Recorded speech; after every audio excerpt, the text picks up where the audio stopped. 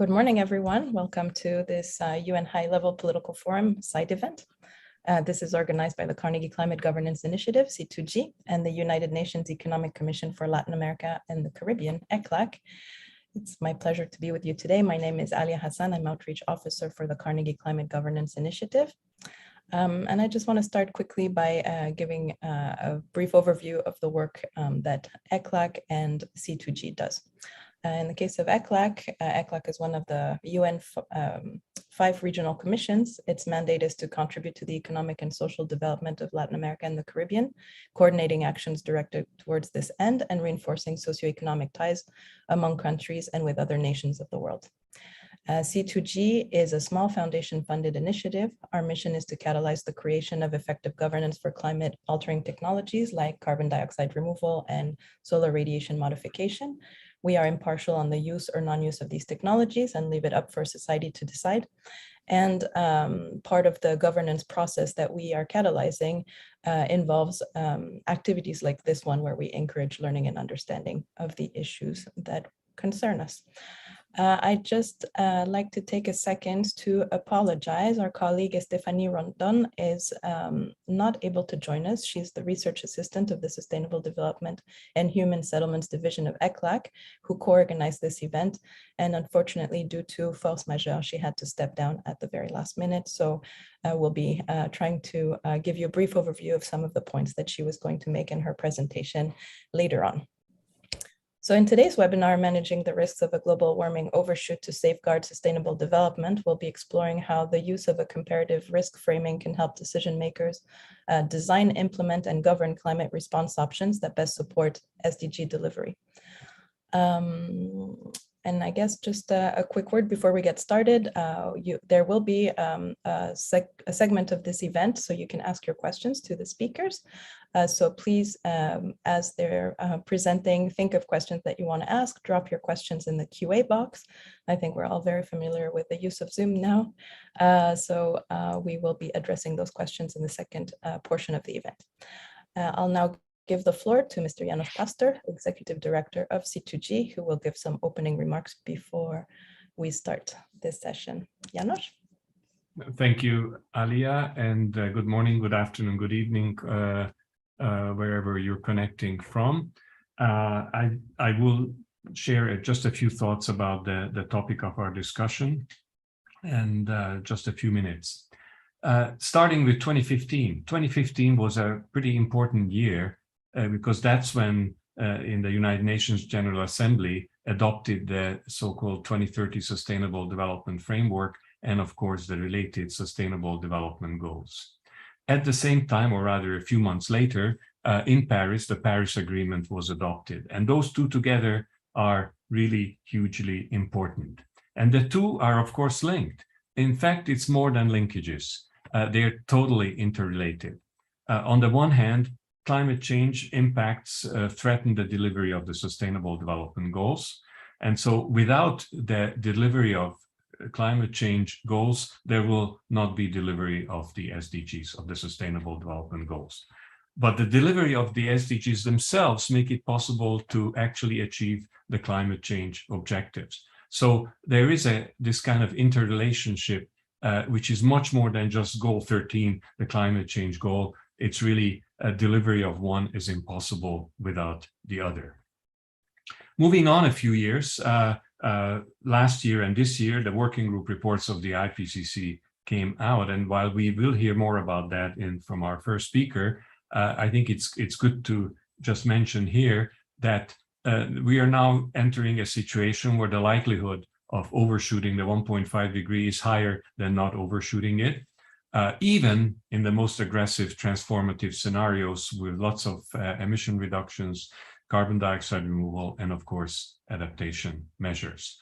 What is also clear is that currently the world, we are very far from engaging in the most aggressive transformative scenarios.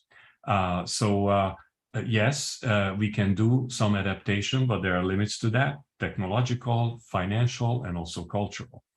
So in a sense, the conclusion is that the world will be getting warmer, the impacts will get worse, in some cases catastrophic impacts, And so the question is not whether or not there will be temperature overshoot, but how much and for how long. So what do we do? We can massively increase emission reductions and start seriously doing carbon dioxide removal.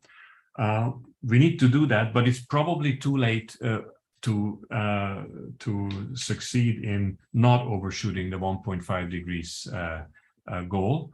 But it's good anyway to do this, because the more emission reduction and carbon removal we do now, the less problems we will face in the future in terms of having to do more adaptation and perhaps other technologies like solar radiation modification. So we have this situation. The IPCC recognizes the difficulty of achieving these massive emission reduction, carbon removal challenges. We may have to consider supplementary actions, such as increasing the reflectivity of the Earth or increasing the albedo, as it is the scientific name, through approaches of solar radiation modification. Now, how to do this? Well, first of all, I think it's important to recognize that there is no silver bullet solution. We may need all the options. The second issue to recognize is that there is no risk-free option either. Simply not doing either anything or enough will increase the temperatures, and that itself has huge risks involved. But then all response measures, whether it's emission reductions, carbon removal, adaptation, or solar radiation modification, they all come with their risks. So one has to look at this in a risk-risk approach, the risk of doing versus the risk of not doing, and which world will be better off, the one which does use a certain technique like solar radiation modification versus one that does not. So I conclude, and then I look forward to a good discussion here. The world is going to get warmer, and we need to be ready to manage those risks. And I hope that during the discussion today, we will be hearing about some aspects of how to manage these risks. Thank you. Thank you, János. So before we get started with the presentations, let me just introduce the agenda. We'll start with a presentation from Thelma Krug, the Vice Chair of the Intergovernmental Panel on Climate Change. She'll be setting the scene for CDR and SRM by sharing some of the key messages from the working groups of the 6th assessment report that have recently been released. We'll then have a presentation from Inés Camilloni, Associate Professor of the Department of Atmospheric and Ocean Sciences of the University of Buenos Aires in Argentina.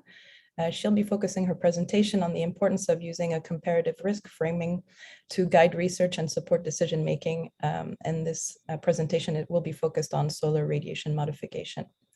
The next speaker, who unfortunately was not able to join us today, is Stephanie Rondon, Research Assistant of the Sustainable Development and Human Settlement Division of ECLAC. She was going to share some of the work they've been doing in ECLAC on carbon dioxide removal by looking at the risks and benefits of certain carbon dioxide removal approaches to design policies that support the SDG delivery in Latin America. I'll give you a brief overview of this work when it comes to this agenda item. We'll next listen to Arun Ghosh, the CEO of the Council on Energy, Environment and Water. He'll explain why the role of governance for emerging climate altering techniques is key to safeguard and strengthen the sustainable development outcomes. So that's it from my side. I'll now give the floor to Thelma Krug. Yes, thanks, Elia, and good day to everyone participating. And let me first thank the organizers for inviting me to be here. It's a real pleasure. So I have a presentation, so I will ask the support to project. So yes, thank you so much. Yeah, as Elia already anticipated, my presentation, being the first one, is intended to set the scene for the presentations that will follow. And obviously, it will be supported by the material from the contributions from the 3 working groups of the IPCC during the 6th assessment cycle. And as necessary, also to one of the special reports of the IPCC. Next slide. Well, for the presentations that are foreseen during this event, we will talk about overshoot pathways And Janos has already mentioned overshoot, but just to be sure that everyone is in the same level, in the same page, overshoot pathways, because of their importance to the approaches to be discussed here, have then a special interest, right? So IPCC defines temperature overshoot as a temporary exceedance of a specified level of global warming, let's say 1.5 degrees Celsius, that then returns to that level or below that level before the end of a specified period of time, say 2100. So temperature overshoot substantially increases the risk of release to the atmosphere of carbon stored in the biosphere due to increased wildfires, tree mortality, insect and pest outbreaks, peatland drying, and permafrost thaw.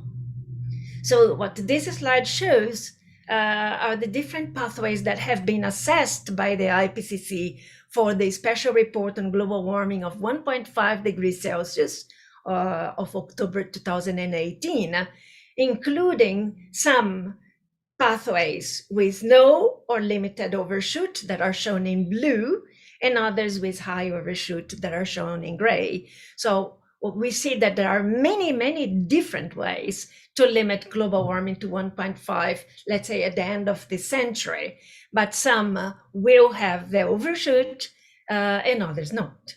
So the report of the IPCC of 2018, the special report on 1.5, found that if warming continued at the rate that was then assessed, global warming would cross 1.5 degrees Celsius between 2030 and 2052. However, with the release of Working Group 1 report that was in August last year, that also looked at the warming projected for various emission scenarios, global warming is projected to reach or exceed 1.5 degrees Celsius in the near term.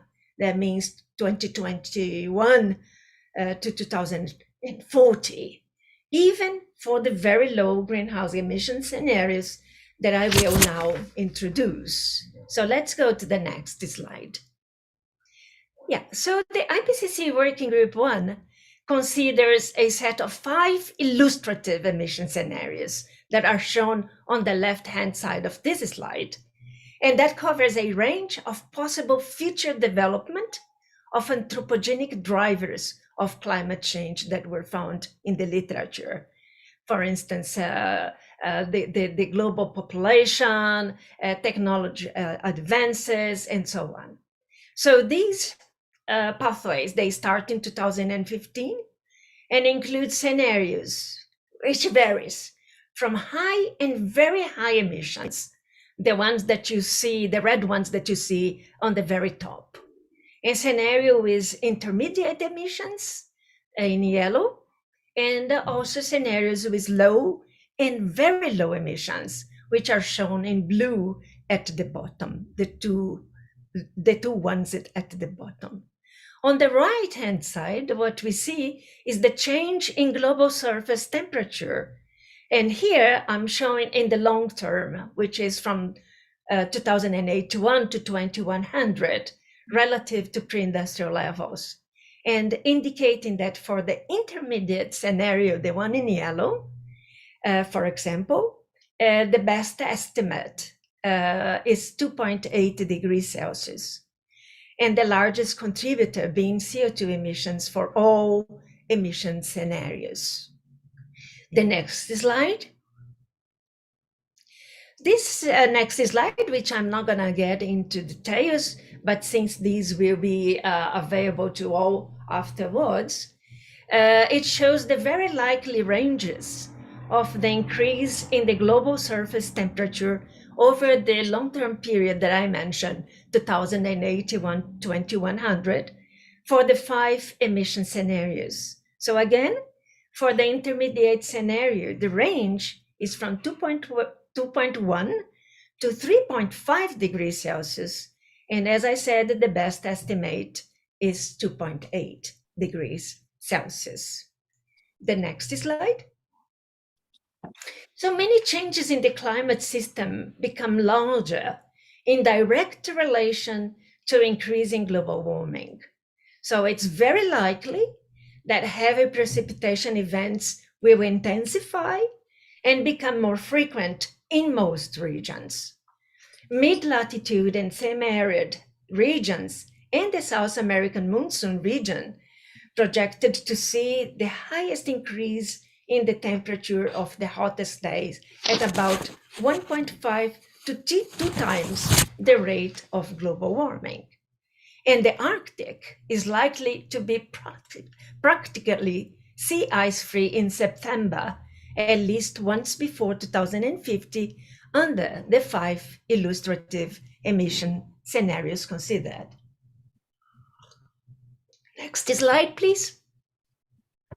So the burning question is, and Janos has already mentioned this, are we on track to meet the Paris Agreement temperature goals by the end of the century? So looking at this next slide, it shows in red the projected greenhouse gas emissions in line with policies implemented until the end of 2020 and extended with comparable ambition levels beyond 2030. So the light blue color is associated with pathways that limit warming to 1.5 with no or limited overshoot and assume immediate action after 2020.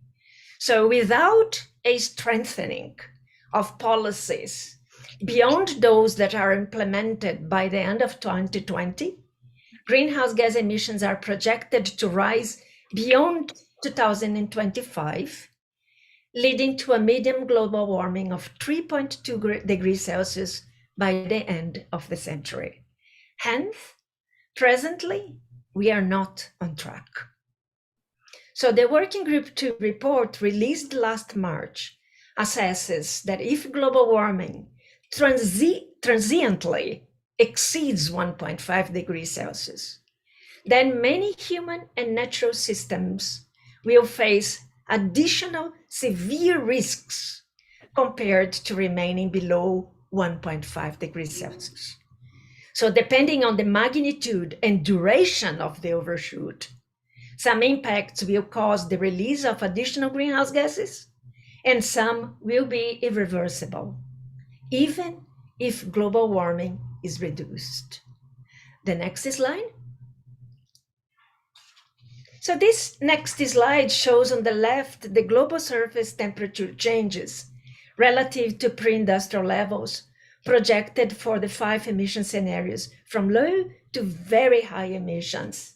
And on the right, what the IPCC calls the reasons for a concern framework that communicates the scientific understanding about accrual of risk for 5 broad categories, including extreme weather events and large-scale singular events.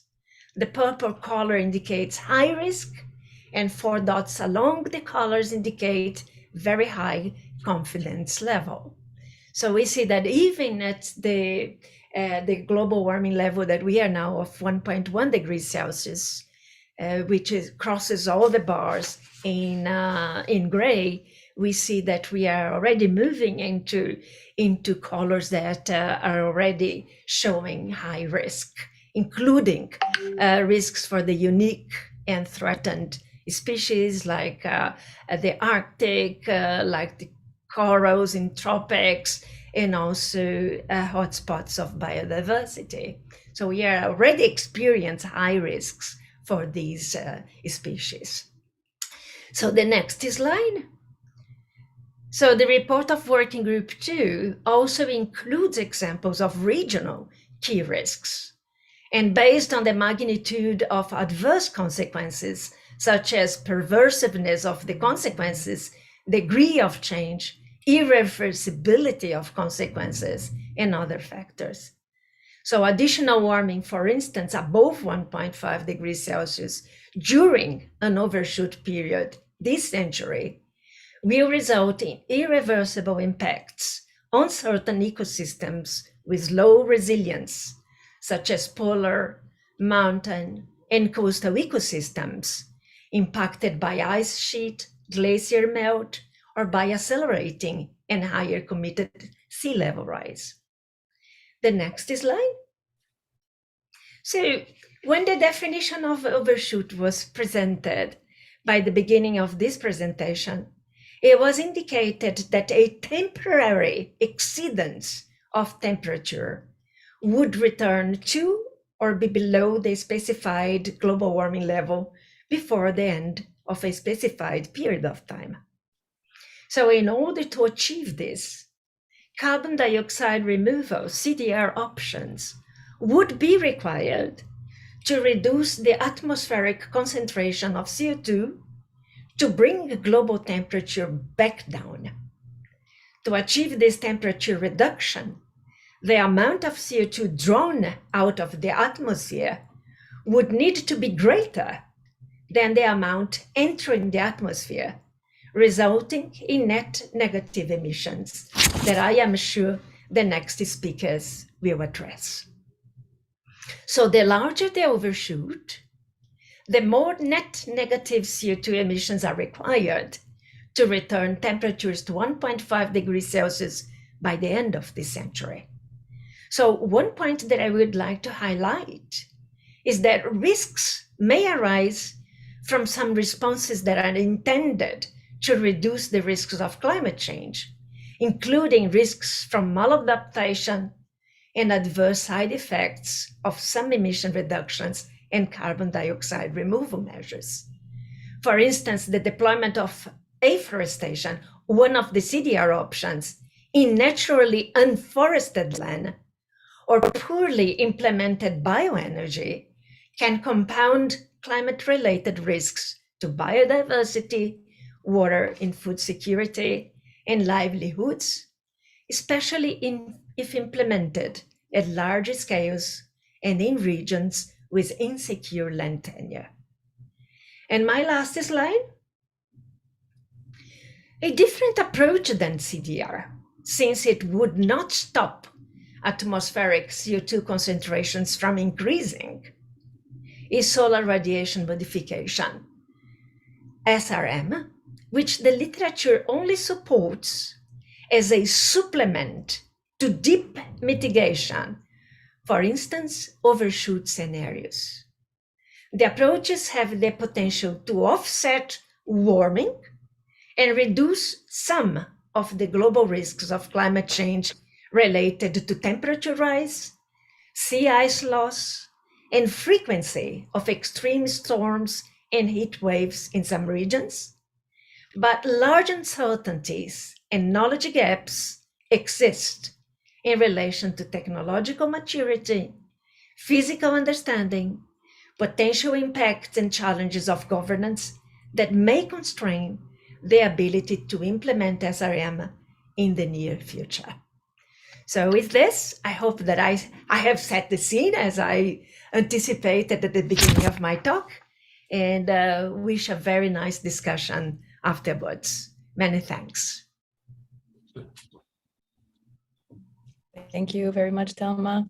I'd like to invite Ines Camilloni to take the floor, please. Thank you, Alia, very much. And thank you to the organizers for the invitation to be part of this webinar. I will share my screen with the presentation. Okay, here it is.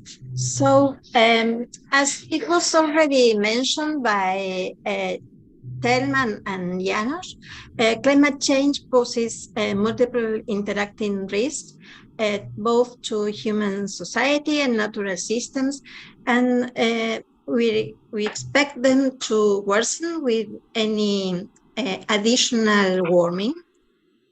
And managing this risk requires a portfolio of policy responses. This portfolio obviously includes both emission reductions and also carbon dioxide removal, but adaptation should be part also of this portfolio.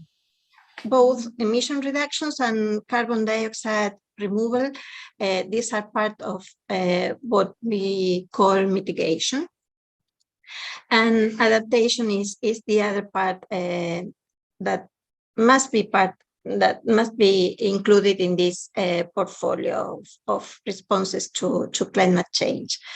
But the question is, how can we reduce the near-term risks? And I'm sorry, I don't know if my screen is okay. And the question is, in what way we can address some of these issues related to the risk that climate change is posing. And solar radiation modification is one of these possible responses to climate change. And SRM refers to a variety of approaches that increase the amount of sunlight that can be reflected back to space. The portfolio of these strategies include marine cloud brightening. This is a technology that wants to make the low clouds brighten, so more solar radiation can be reflected to space. Also, cirrus cloud thinning, it's another option for this solar radiation modification in order to have thinner high clouds that can, which are not absorbing as much long wave radiation, the radiation that is emitted by the Earth. And in this sense, they won't warm the Earth so much. And the other option is to have surface materials in the surface that can reflect larger amounts of the solar radiation. This means to modify the surface albedo. And probably the most studied strategy is the injection of stratospheric aerosols into the stratosphere around 20 kilometers above the surface.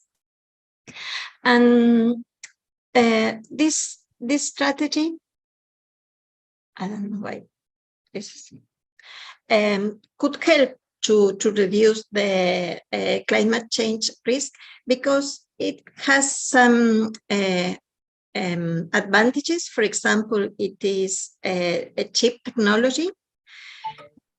It was estimated that the cost of this technology is on the order of a few $1 billion a year. It is fast because the atmospheric response to the injection of stratospheric aerosols is fast. It's something similar to the cooling effect when we have a volcanic eruption. But also it is imperfect because it can introduce, or it is an additional and new type of climate change. It can be effective because we know that after a volcanic eruption, there's a cooling in the surface temperature, so we can reproduce this cooling by injecting these aerosols into the stratosphere. However, it is uncertain because we need more research. There are many knowledge gaps that are still there, including the need of outdoor experiments. Some of them are small-scale outdoor experiments, but they are still needed. And the effect is temporary. It can be for a short term, but however, the injections must be maintained. You cannot stop the injection of these aerosols because of some issues associated to this termination shock. I will talk about this a few minutes later.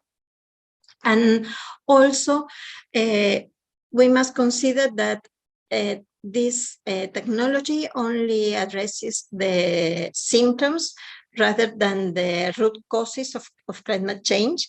So it is not a long-term solution, and it can be only considered, as it was already mentioned, as a supplement to mitigation and also to carbon dioxide removal. So the question is if solar radiation modification increases or decreases the overall risk. And a key consideration in deciding whether to pursue SRM to offset global warming should be a comparison of the extent of climate risk that this technology is able to reduce against the severity of any countervailing risk that it may engender. So the risk framework aims to compare a world with SRM with a world without SRM in addressing climate change.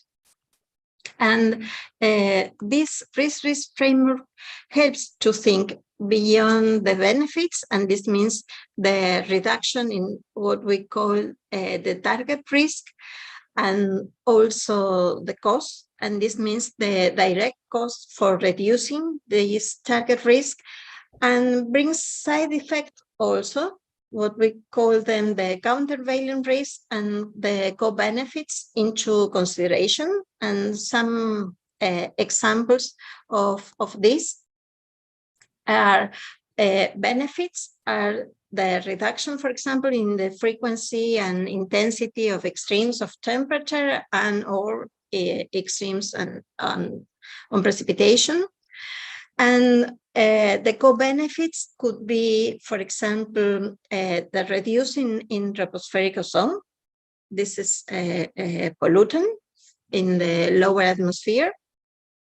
But also we can expect, for example, countervailing risk associated if there is a sudden termination of this injection of aerosols into the stratosphere. This could be translated into a shock, for example, with a sudden increase of temperature and the associated impacts to that. So some of the preliminary findings of this study of this risk assessment shows that as a supplement to greenhouse gases emission reductions and to climate carbon dioxide reduction and adaptation also, SRM has the potential to give large direct benefits both to human and natural ecosystems by lessening the near-term damages of climate change and also lowering the chances of crossing, for example, catastrophic climate tipping points. And also SRM could pose some countervailing risk both to biophysical systems, including changes in stratospheric ozone and surface UV radiation, also acid rain, and unintended changes in temperature or in precipitation patterns. And the extent of this risk could be controlled to some degree by appropriate design and governance of the implementation of SRM. SRM may also pose countervailing risks, as already mentioned, to societal systems, for example, including the risk of international conflict, the risk of rapid climate change resulted from unplanned sudden termination, this termination shock I mentioned, and the risk of delaying or discouraging greenhouse gases emissions mitigation. This moral hazard issue related to the implementation of a solar radiation modification. And the extent of this risk would depend on the design and governance of implementation of this technology. And finally, the risk analysis can help to focus climate change risk management on broader societal objectives rather than on temperature goals alone. And this can be an important issue as many climate impacts do not scale directly with temperature. So the results of this analysis, you can find them in this report that was published last March by C2G. And it has also a summary version in different languages as English, French, Spanish, and also Chinese. This is the link where you can find the report, and also you have the authors list at the bottom of this slide. So this is it. So thank you very much. Thank you, Ines. As I mentioned at the beginning of the event, our colleague Estefanie Rondon from ECLAC was unable to join us. So I just wanted to take a moment to go over some of the interesting products that they've been developing on carbon dioxide removal, looking again at the risks and benefits of these approaches to support the achievement of the SDGs. So basically, ECLAC, with the support of C2G, commissioned a publication, a paper with the Fundación Torcuato de Tela that focused on two case studies, Argentina and Colombia. And the report synthesizes the best understanding of the potential implications of the adoption of both nature-based and technical options for carbon dioxide removal to complement government's emissions reductions efforts. The findings are based on the assessment of available scientific, technical, and socioeconomic literature and the economic, social, and environmental implications of these, of the implementation of these CDR options. So looking at things like emissions reductions, impact on the SDGs, impact on GDP, and also on livelihoods, on job opportunities.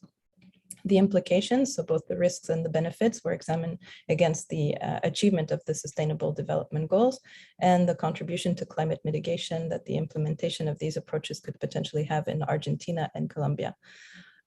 This analysis was meant to help identify knowledge gaps because there are many, as you will become aware if you look into the literature available, and where possible, formulate some recommendations for governments in the region. So this work has been very interesting because the idea was for governments to be able to include these CDR approaches in national strategies, national climate strategies, but also NDCs, and in certain cases, the green recovery plans. And so what's interesting is that after this publication, which I will send a link in a few minutes to point you to it, ECLAC decided to take this work one step further. So they asked the Fundación Torcuato de Tela, with the support of C2G, to develop a tool to support decision makers assess these different economic, social, and environmental benefits for CDR approaches. So this tool is now available online. I'll also point to it, and is now being the object of a series of workshops to support governments in learning how to use it, so that hopefully they can start implementing, designing policies that include some of these approaches. And I think one of the last points that Estefanie would have made in today's presentation is that they're preparing a publication on carbon dioxide removal, which is also meant to support governments in the region, gather more information on the role that these could play to reach their Paris Agreement temperature goals and their mitigation strategies. So this was just a very brief overview. I'll share some links. If you have any questions on these particular products, I'll leave my email and you can feel free to send me an email and we'll make sure that you get answers to your questions. I'd like to also remind the participants today to please start formulating your questions in the Q&A session. We will now give the floor to Dr. Arunabha Ghosh, who will be giving us a presentation about the governance of these issues.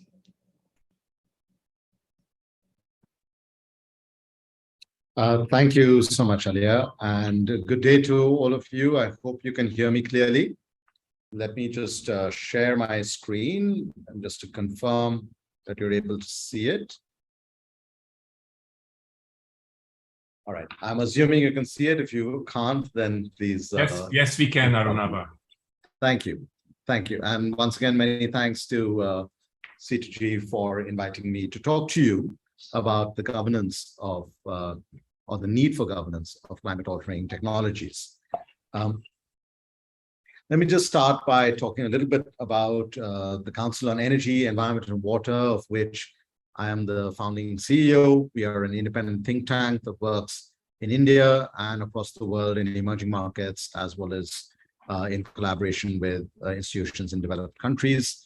Our mission is to use our data, integrated analysis, and strategic outreach to explain and change the use, reuse, or misuse of resources. So when we think about the responses to climate change, we look at a range of technologies, and we, of course, consider even the technologies that have not yet been completely developed, including climate-altering technologies. For full disclosure, I am also a member of the high-level expert group that the UN Secretary General has created earlier this year on net zero commitments of non-state actors. Let me start. You've already heard from my colleagues on this panel on what the IPCC is saying, and of course also the risk approach that is needed to look at the solar radiation modification, and as Alia was just describing, the work around carbon dioxide removal as well. But we should ask ourselves the question, why, if these technologies haven't even been fully developed yet, why should we be engaging in a conversation on governance? The first why is, why do we look at this set of technologies at all? Is this a last resort to the climate crisis while we focus on mitigation and adaptation? Or is there a risk that this could become a first resort, that we reduce our incentives to actually reduce our emissions and instead start thinking about climate altering technologies as an option? Are these technologies just a way to buy time when the planet and the people are running out of time, even as other technologies, whether on reducing emissions or better adaptation to climate change, remain developed? Or are these technologies to be considered only in the context of localized emergencies, such as trying to refreeze the Arctic in a way, preventing the planet going past certain, at least geographical tipping point? But then we have to also ask ourselves the question, what are the incentives? Who's really interested in doing this? And that's where the issues around the cost of these technologies, the come in, but also what are we trying to signal if we start working on these technologies or start doing field experiments or even start considering their deployment? Are we looking at a way to signal our seriousness towards the climate crisis? Is this a way for countries or companies or groups of scientists, etc., to establish a technological lead? Or is it simply an option because no one else is stepping up to help the most vulnerable parts of the world? We have to then ask ourselves this question about who might be even considering the research or the deployment. And there are multiple scenarios we could envision. Privately funded research in relatively well-funded institutions, or a small group of countries coming together to form a research consortium to work on this, or several countries collaborating, a global partnership on climate altering technologies. Or is it also possible that one large economy with a lot of scientific and financial resources takes the lead? Or is it even possible that some very vulnerable countries, very vulnerable parts of the world, decide that there is no other option but for them to start weighing the consequences, the risk approach of not acting sufficiently against climate change versus the risk of these not fully proven technologies? So we need to engage with the governance issues because we need to understand what do we know about these technologies in the first place? What do we not know? And what do we need to know further through further research? And how can we build the transparency so that the risks associated with these technologies are better well known and increases public trust around the research around these technologies. So the first challenge I find when I consider climate altering technologies is how do we evaluate those options? And this graphic comes from some original work that the Royal Society in the United Kingdom had done in its report more than a decade ago, and then it was further updated. But as you can see from the axes, these different types of climate altering technologies, whether on the solar radiation modification side or on the carbon dioxide removal side, have been plotted on two different axes. One on how expensive or cheap it is, and how effective or not it is in terms of reducing emissions or removing carbon dioxide.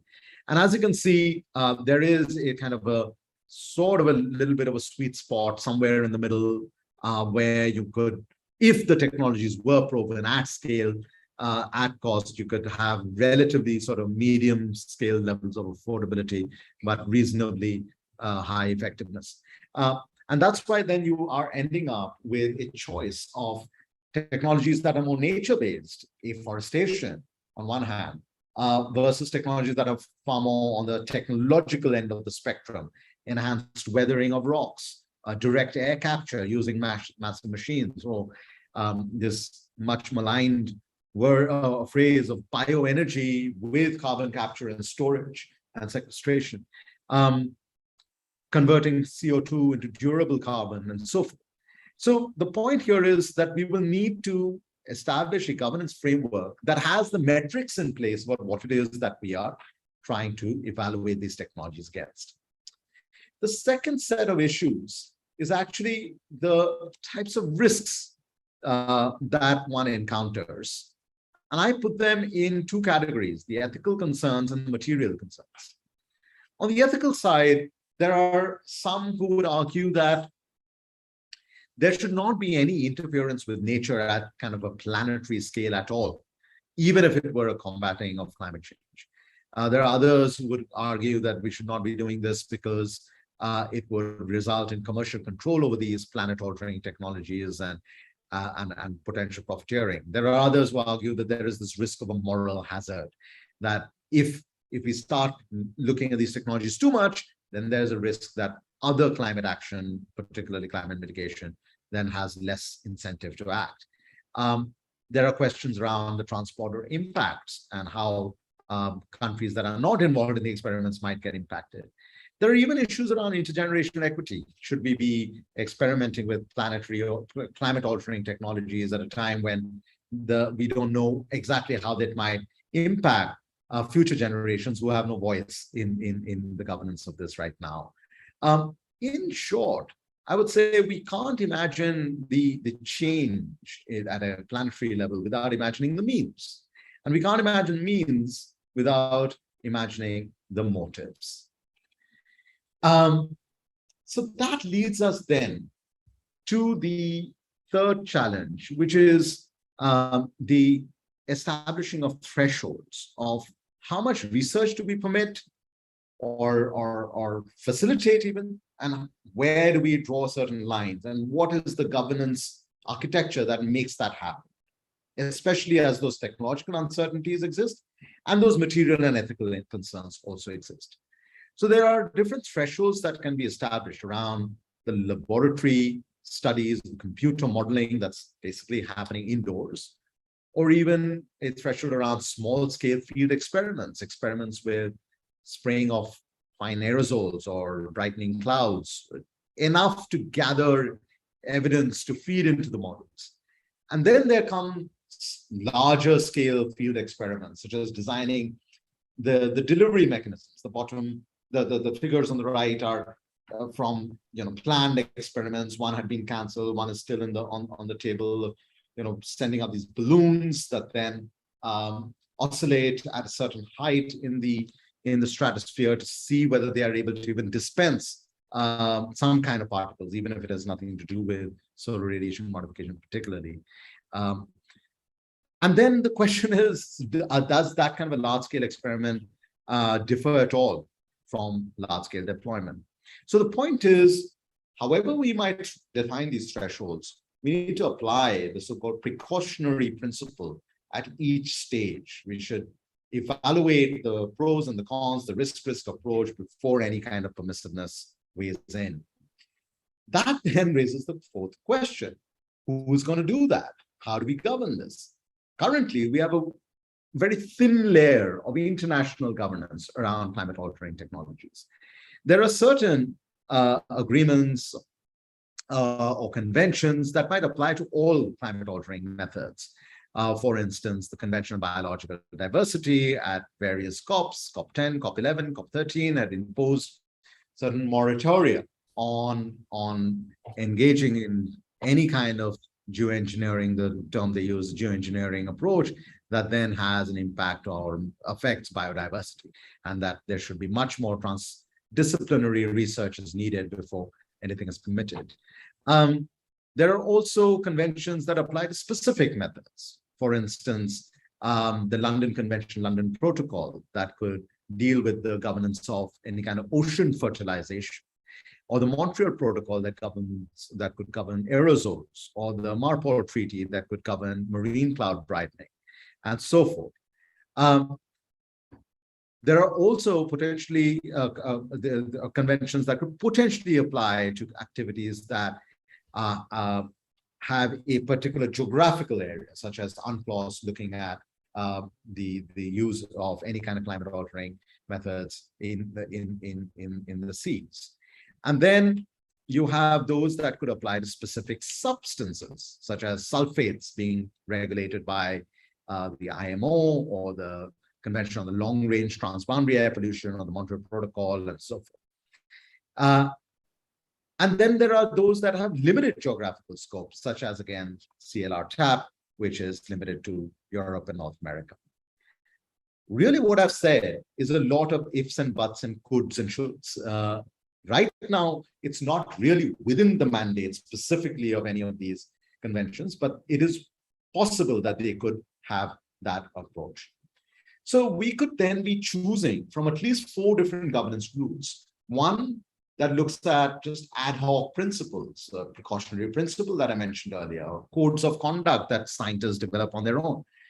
There is an advantage, it's flexible, it's fast, it's stakeholder-led. Disadvantage is questions around then who is deciding, who is monitoring the monitor, so to speak. Are there conflicts of interest that kick in? Then you could have national level governance. It respects sovereignty. Again, it's something that can be quickly enforced. But then there is no international monitoring, no dispute resolution. We could, as I just discussed, adapt existing treaties. Again, there is flexibility. There's the legitimacy of being signatories to an existing treaty already. But as we all know, existing treaties also have overburdened agendas. They might not have the expertise to monitor and regulate or govern these specific types of new emerging technologies. And that then leaves us with the fourth route of creating new treaties and new organizations or new conventions, fill those regulatory gaps. But it will take time. It will create an even more complex complexity of regimes. So no right answer, but things that we should consider.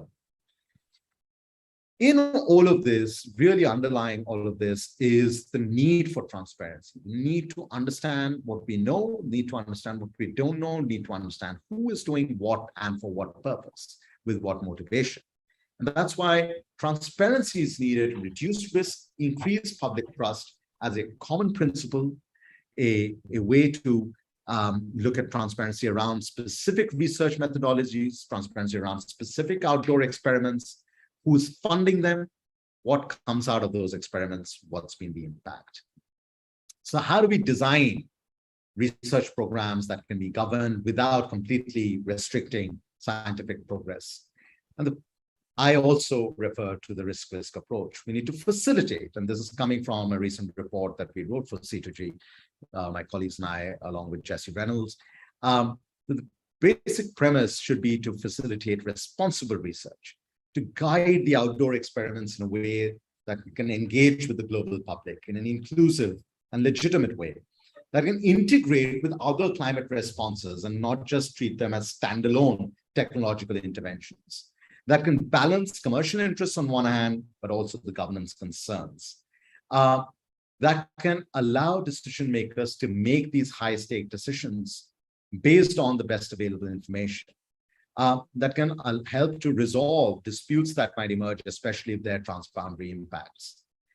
Really, what I'm trying to say is that climate-altering technologies occupy, in my opinion, both a rarefied world of climate science on one hand, but also the messy world of geopolitics.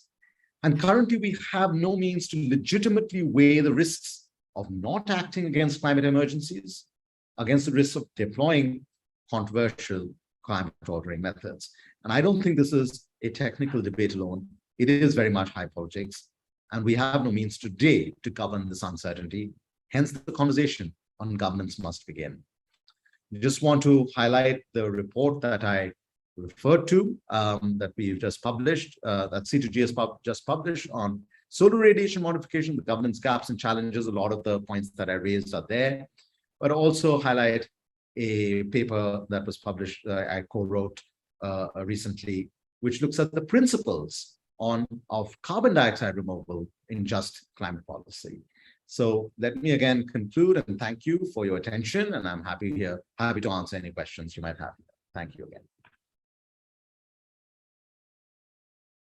Thank you very much to you, Arunabha, and of course to Thelma and Ines for their earlier presentations, and also to Alia, who jumped in the last minute to say a few words about our collaboration with ECLAC. Thelma, Ines, please turn on your video, and we're getting to the Q&A part of this session. We have about half an hour left, and I see that there are 2 questions that are already there. We'll come to that in a moment, but before I'd like to encourage the other participants as well to reflect and put up questions to the Q&A so we can get to that. In the meantime, I would like to ask a brief follow-up question to each of you, because there were some very interesting things that you talked about, and I just like to come back to those. Please be brief, 2-3 minute answers at most, and then we can get to the Q&A. So I'd like to start with Thelma. You talked about the fact that we're not really on track. The world is not really on track to meet the Paris goals, and indeed we are actually very dangerously edging towards irreversible changes. Some people refer to these as tipping points, and I think it would be helpful if you could talk a little bit more about what these tipping points are, what are the risks, and how these tipping points link to many other issues, the interlinkages to many sustainable development goals and other objectives of society. So if you could just say a few words about that. Yeah, thanks, Janos. And I should catch your message to be short is meant to me. No, it's meant to all of us. You know how much I like to talk. But anyway, yeah, instead of talking about tipping points is a little bit more problematic in terms of the science, because it means really, systems that change to a system where they cannot come back. It has some relation to reversibility, but I would like to say or talk about irreversible changes. There is a lot of concern in science, and IPCC is very clear on that. Janos, talking about the potential irreversibility of some events, like, for instance, in particular, of the permafrost thaw, which is a huge uncertainty in science, because how much of methane emissions we could have from that permafrost thaw. And we know that methane has a higher warming potential than it would have for CO2. So there is this a huge uncertainty. Also for the Arctic. The Arctic is already, suffering a lot of impacts from the climate change at the level we are now.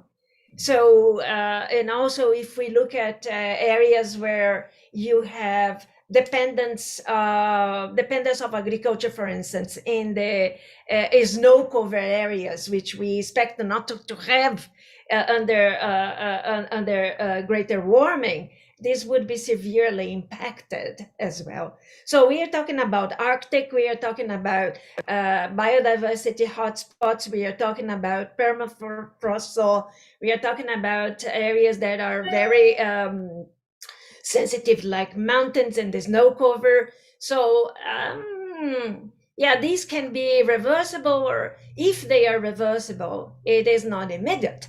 It takes time until the process is slowed down, including on sea level rise as well, as we very much know. Okay, thank you. Then I would like to ask a question to Ines. You actually talked a little bit about termination shock in your presentation, i.e. the idea of suddenly stopping a solar radiation modification deployment. So my question to you is, how can the risks of termination shock be reduced, either through technological or governance means? If you could say a few words about that. The problem or the question is if the termination shock is something planned, so you can decide to reduce the injection in a more soft way, in a progressive way, so the consequences would be not so bad. But if the termination shock occurs because suddenly there's something that decides you must stop, in that sense, the effects would be much larger. So the issue is that termination shock is not only a problem, but also the way in which we decide to stop injecting the aerosols into the stratosphere.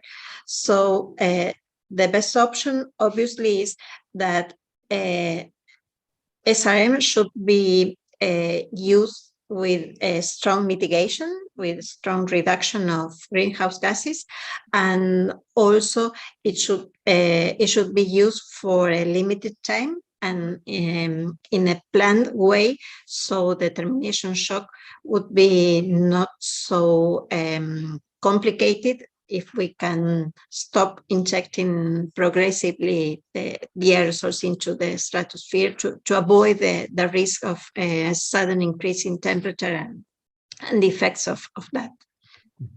So if I understand you correctly, you're suggesting to convert termination shock into planned termination impact as low as possible. Yes. Okay. Something like that. Fantastic. Thank you. Arunabha, I also wanted to follow up on an issue from your presentation. You raised many issues, but I'd appreciate if you could look at the question of climate justice a little bit. And in the sense that we know that when we look at the governance dimension of SR, solar radiation modification, or for that matter of carbon removal as well, then, and if we look at this in a risk context, then we know that the benefits and the risks may not apply equally to different groups of people, different geographical regions, and so on. So how does one deal with this from a governance perspective? Can we deal with it? Short answer, huh? But, I mean, this is, at the end of the day, Janosch, this is really the most important question from a governance point of view. I'm not ducking the question, but I want to remind everyone of a talisman that Mahatma Gandhi gave to Indians and perhaps the world just a few days before he was assassinated. And he said, whenever you think of any policy, any measure, any step, whenever you consider it, think of the poorest man you have seen, you've encountered, and think how this policy, this measure, the step you are considering might impact him. Right? And all of us in India as school children, it's the first thing we read in our school textbooks. Now, if I apply this in the context of climate policy and in the context of governing climate altering technologies, we have to ask ourselves that we are balancing the risk of not acting against climate change, which already then is impacting the weak and the vulnerable the most, versus the impact of technologies around which there are a lot of uncertainties.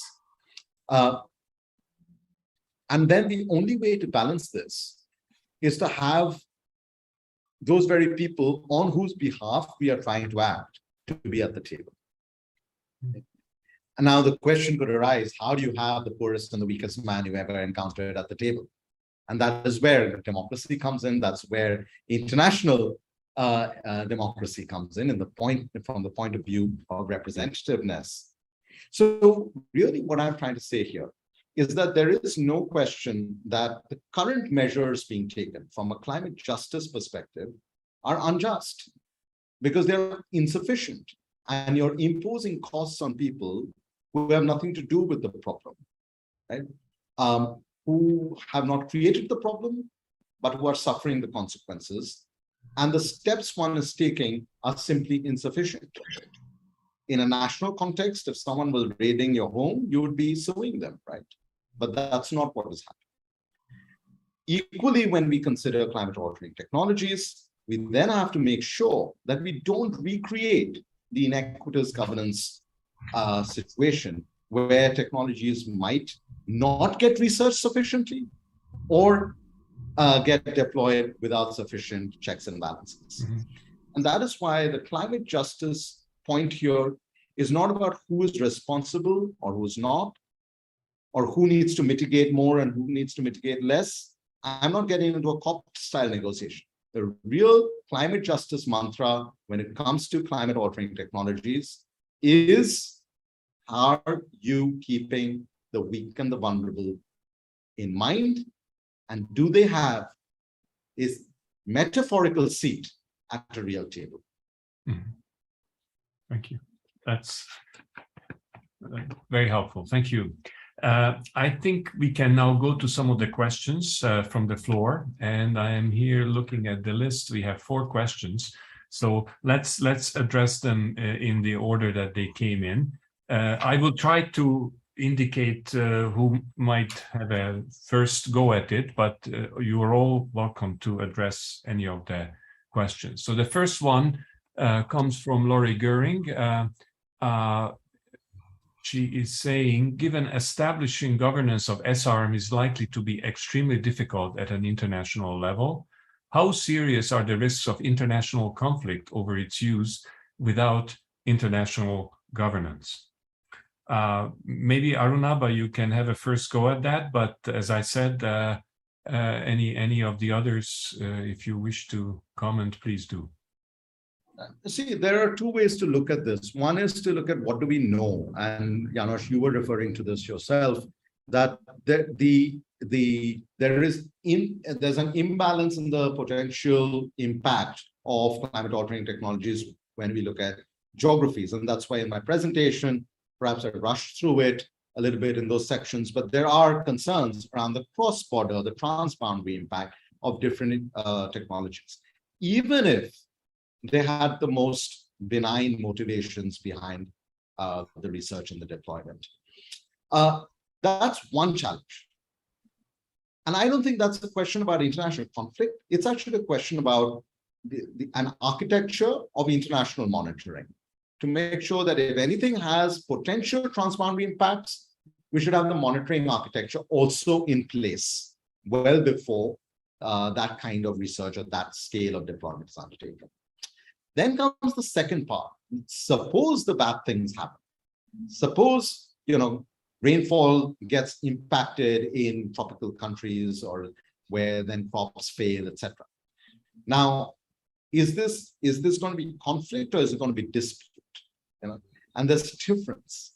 So I would urge us to not think about this in the language of conflict, but rather think about it in the language of disputes, that it will complicate matters of climate action. It will complicate matters of transfers of climate finance and investment. It will complicate matters around the sanctity of carbon markets, whether someone is trying to do offsets in one geography using CDR methods and so forth.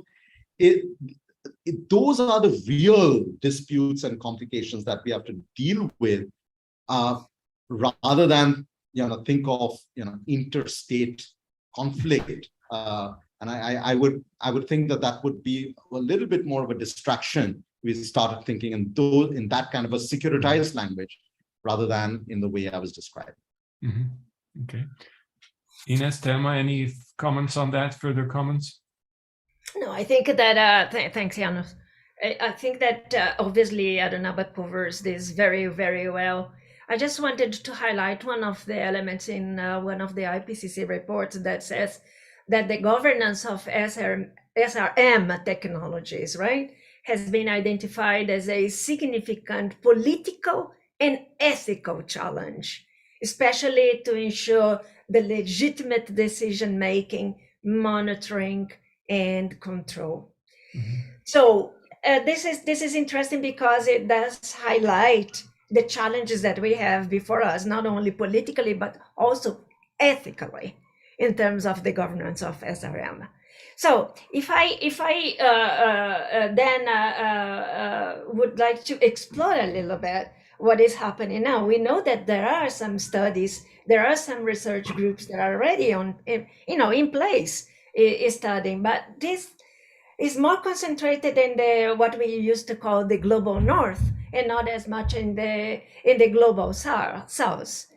And I agree with you. This is a personal view. Nothing in the IPCC reports that makes reference to the conflict, but in terms of disputes, which might be a more appropriate term to be acknowledged here. And this is why it is the World Academy of Sciences had already mentioned the importance of international collaboration on a topic that is inherently global. So we need to have broader societal engagement. We need to have funding for research projects that are multidisciplinary, including, bringing the engagement of social scientists, ample communication of research results. So because we have this differentiated distribution of the risks, both spatially and temporal, I guess this is really an important issue to consider when we are talking about governance, Janos. I think it's what is just, what is fair in terms of the the implementation of SRM, in particular the stratospheric aerosol injection. We know that all the options are being already implemented elsewhere in local scale that might not have the same type of impacts globally, or will not have. But for some of these options, I think that, yes, indeed, an international governance somehow would be really the most appropriate way to go forward. Yeah. Ines, do you have any quick comments on this, or? Yes, we have a workshop in Argentina a couple of years ago, and most of the key takeaways from this workshop was related to the need of a conversation and the Global South to be part of this conversation, because usually it's involved the Global South too late, and the hope that the Southern perspectives would be considered in this global conversation and the need of international collaboration.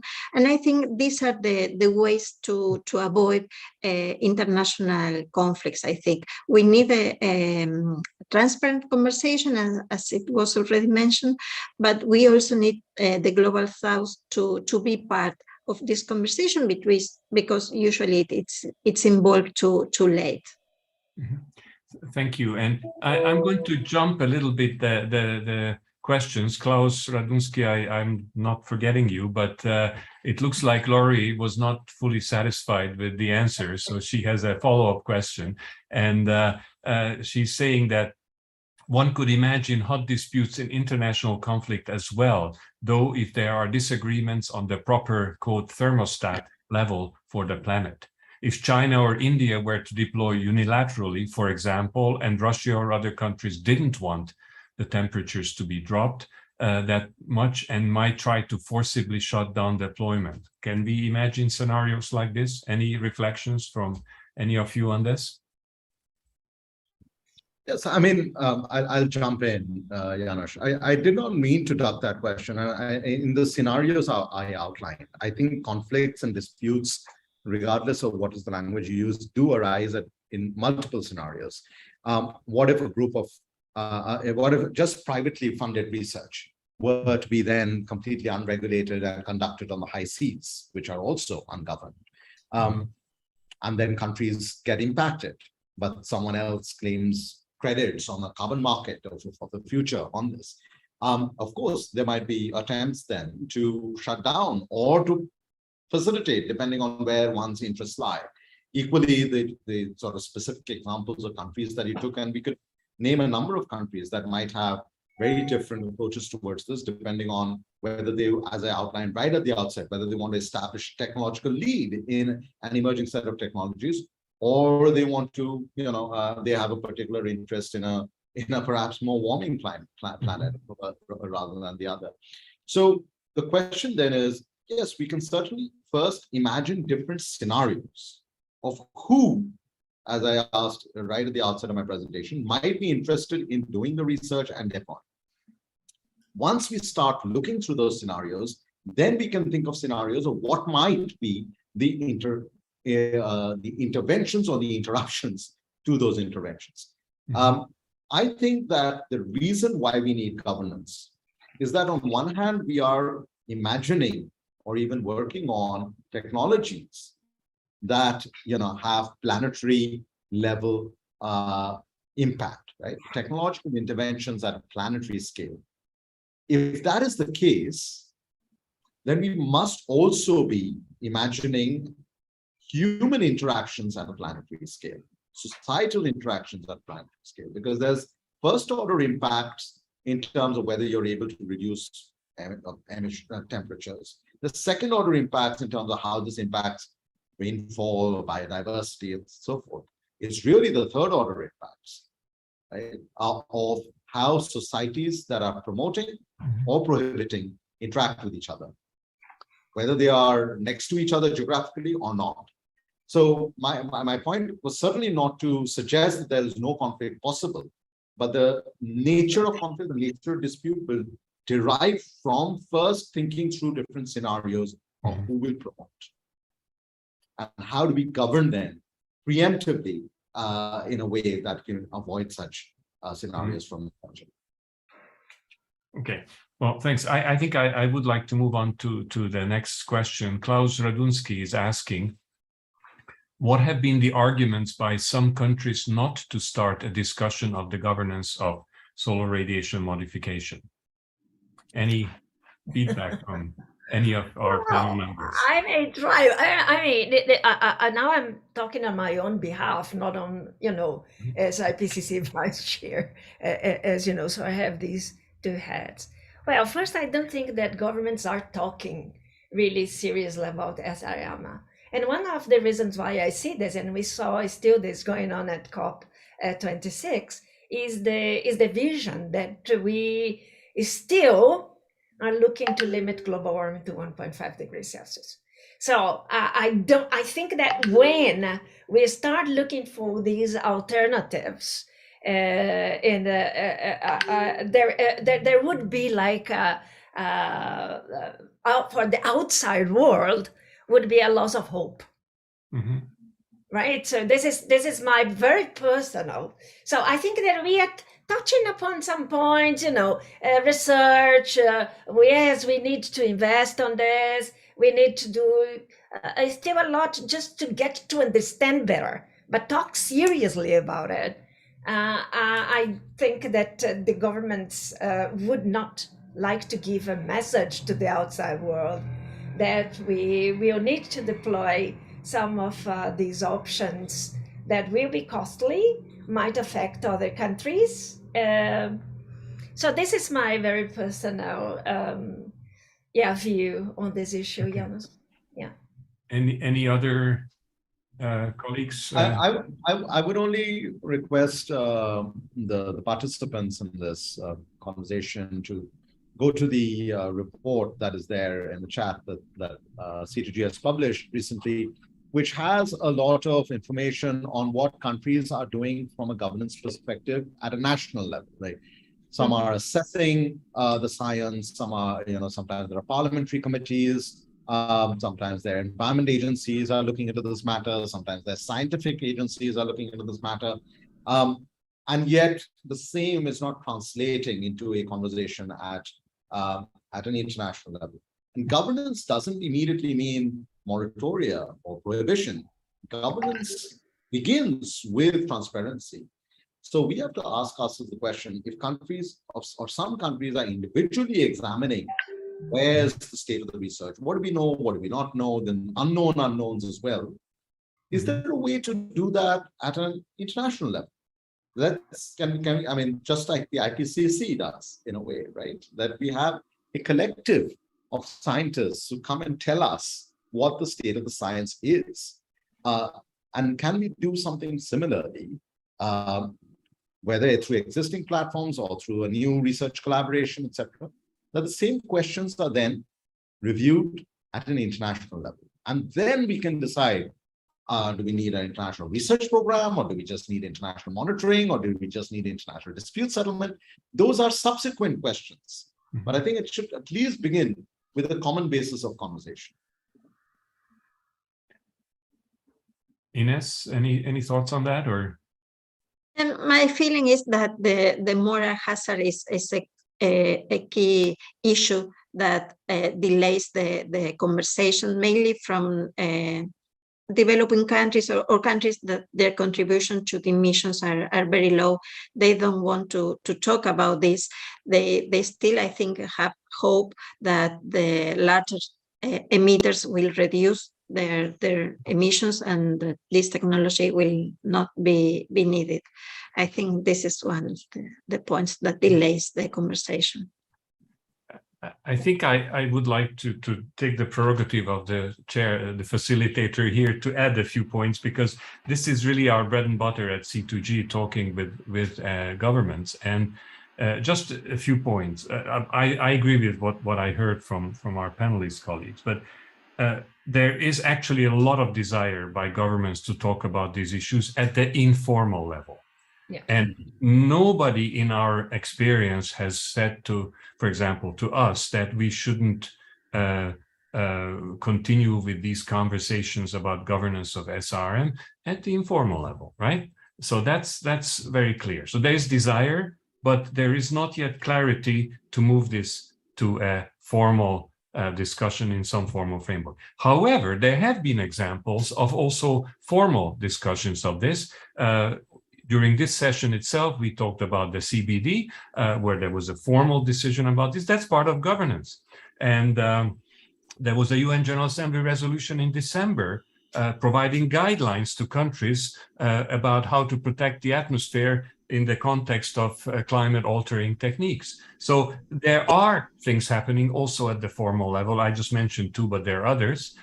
So the question is, as Arunabha put it, governance is not just a decision to have a moratorium or to start a deployment process. It's about transparency, about discussions, engagement, learning, and some of that is happening. And even if you look at the UN Environment Assembly event in 3 years ago, there was a resolution that didn't succeed, but not because countries didn't want to talk about it.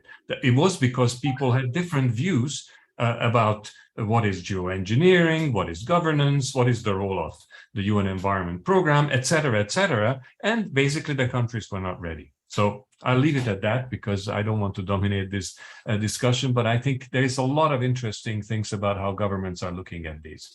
But I'd like to come now to the next question, also from Klaus Radunsky, and he's asking, and I think this will probably go to first to Thelma, how much time could we buy before crossing 1.5 degrees if there would be a focus on mitigation of short-lived climate forcers, as suggested by several prominent scientists in a paper published in May 2022? Yes, okay.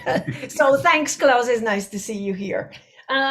Well, obviously a publication in May 2022 didn't go into the assessments of the IPCC because of the cutoff date that IPCC, establishes. So I am not I'm not going to be able to give a response that comes from the IPCC.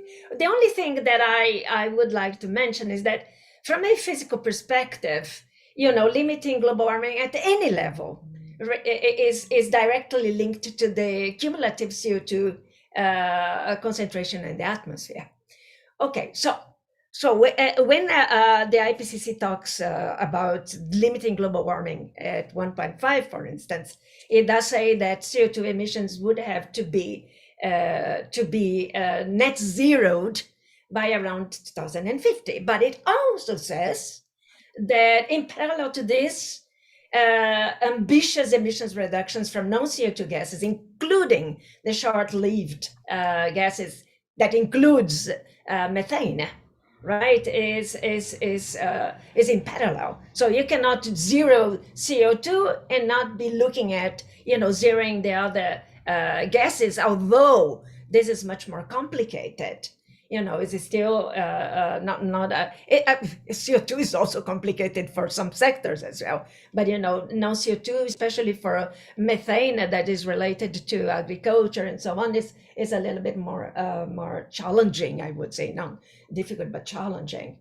So obviously, I think that when IPCC was looking at this projected, scenarios, it did think of these big reductions on these short-lived as well, in particular methane. And the COP26 already some countries took the decision to start reducing, methane soon, so which is good news. But that doesn't respond possibly to Klaus.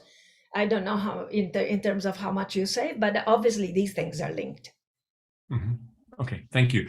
We have very little time left, but there's one more question, and I would like at least one of the panelists to try to address that. Laurie Goring is asking that if there is insufficient will to cut emissions now, why would there be will to cut emissions under deployment of SRM if it brings, for a time, reduced impacts?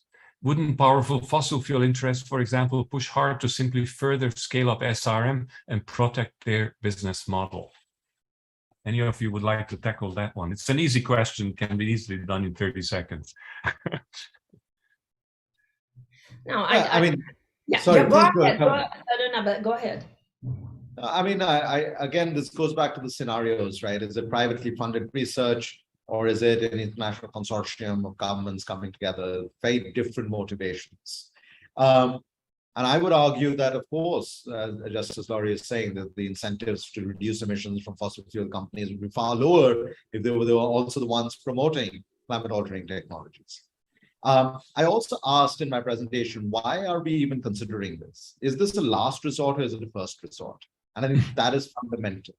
Mm-hmm. And I think once we start establishing a governance architecture, we should also establish not just scientific thresholds of where the research happens, inside a lab or outside in the stratosphere, but what are the thresholds under which, what are the conditions under which we should even contemplate this?